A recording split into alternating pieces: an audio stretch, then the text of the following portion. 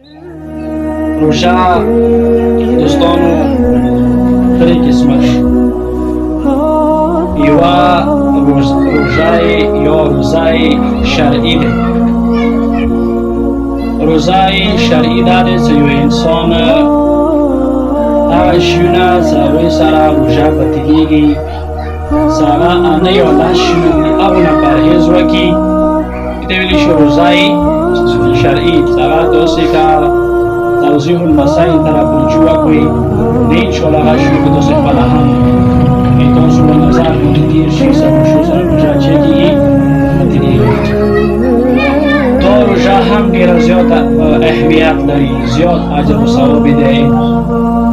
دویمه روژه چې کومه دغه دی روژه فکري. دا خبرې تېر شوي بحث کې شوي دي تېر شوي جمعې کې. روژه فکري هغه روژه چې انسان د غوږو، انسان د سترګو، انسان د ذهن، انسان د خولې هم روژه وي. دې ته ویلی شي چې روژه فکري یعنې انسان اعضا و جوارحو هم په کار دی چې وي روژه وي. درېیمه روژه چې موږ تاسو سره دی هغه دی روژه عرفاني. روژه عرفاني دې ته ویلی شي چې یو انسان روژه شرعي چې کومه دی هغه صفات هم ورکوي، هغه نه ځان وساتي.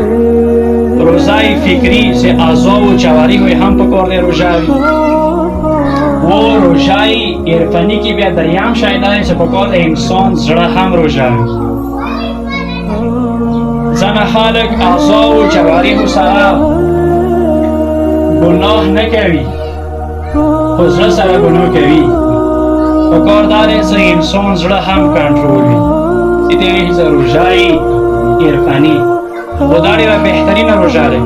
کوم انسان چې زړه پکې ځای دی نو انشاءالله هغه به نور کوم اعضا و جوارح دي انشاءالله هغوی سره هم هغه چې بیا